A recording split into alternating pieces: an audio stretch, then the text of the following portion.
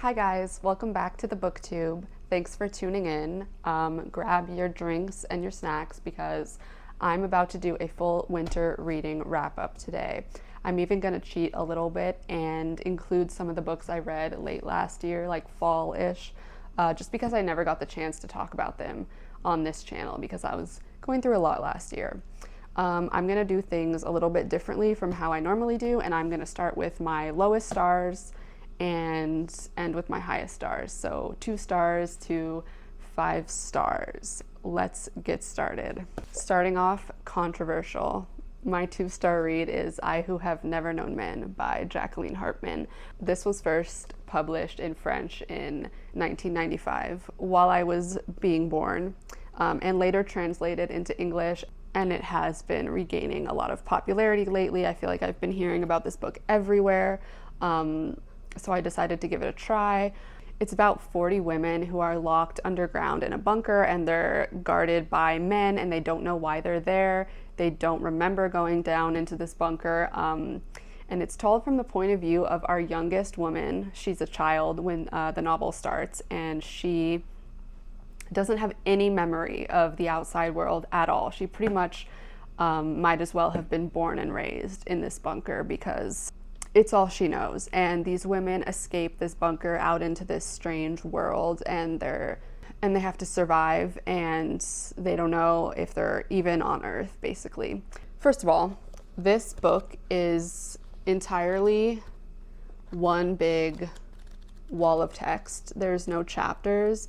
There are not even any scene breaks. Me personally, I love a chapter. I love a scene break. This book is short though. I will give it that. I got through this pretty quickly because it is so short. I didn't hate this book or anything, but I feel like this was hyped as a feminist novel, and the feminist themes didn't really stand out to me or resonate with me at all in this book. I think it does raise a lot of philosophical questions about being human and what it is to be human. However, it just did not connect with me the way that it seems to connect with pretty much everybody right now.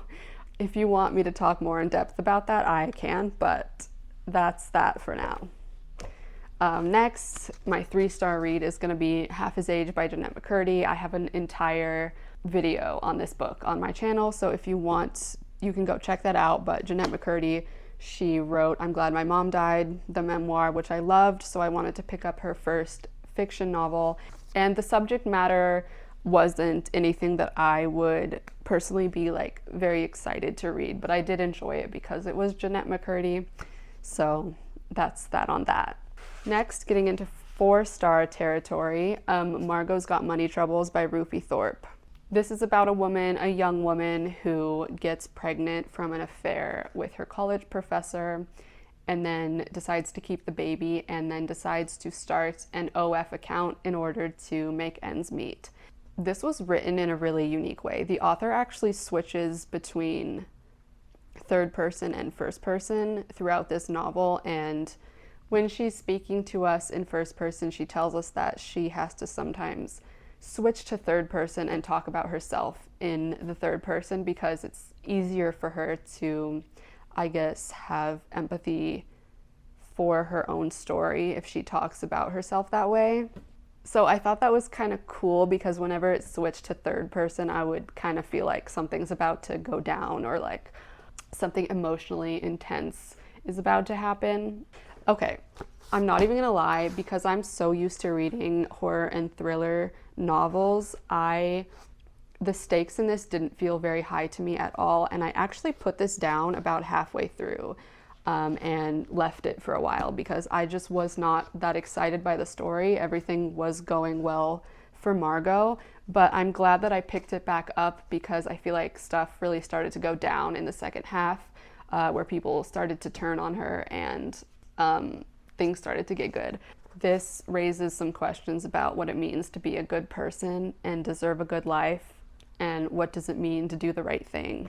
And yeah, I liked it. Play Nice by Rachel Harrison. I read this last year. It was my first Rachel Harrison read. This cover really intrigued me. I just had to pick it up.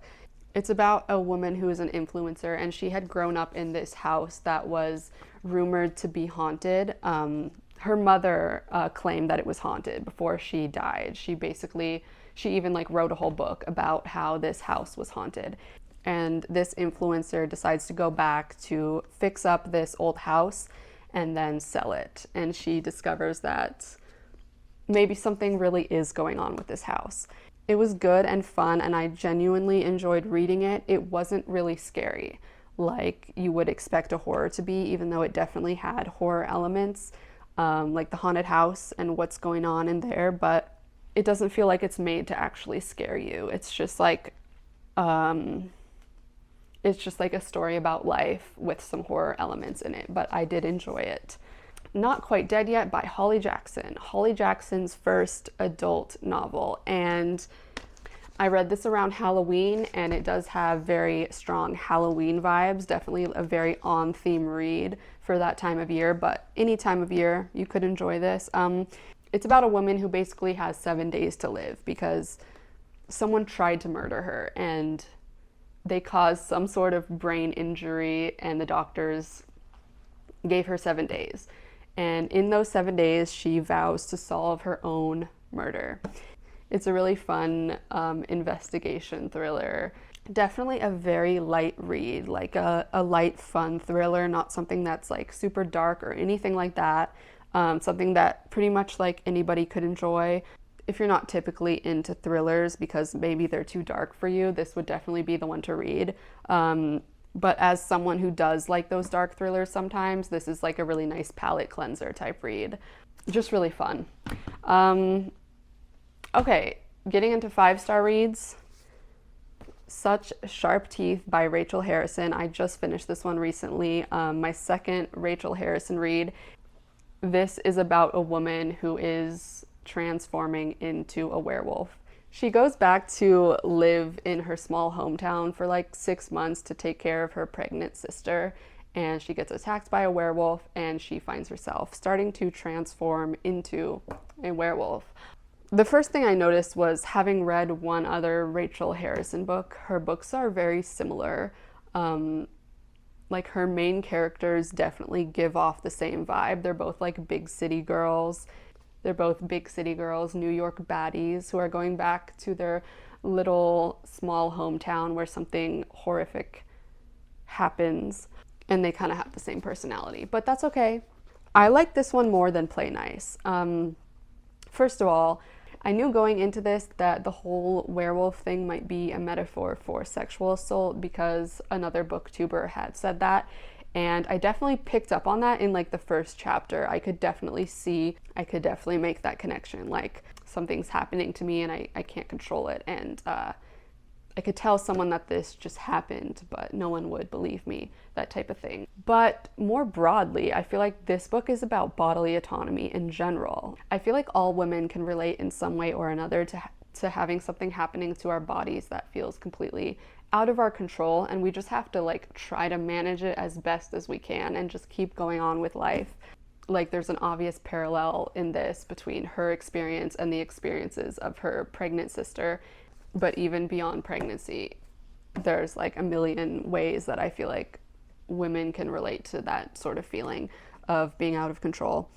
And yeah, again, not scary, like in the sense that it would keep you up at night or anything like that. Not that type of horror. Rachel Harrison definitely, from the 2 books I've read of her, definitely seems to make more like comedic, fun stories about life that have some sort of horror element present in them, but they're not scary books at all.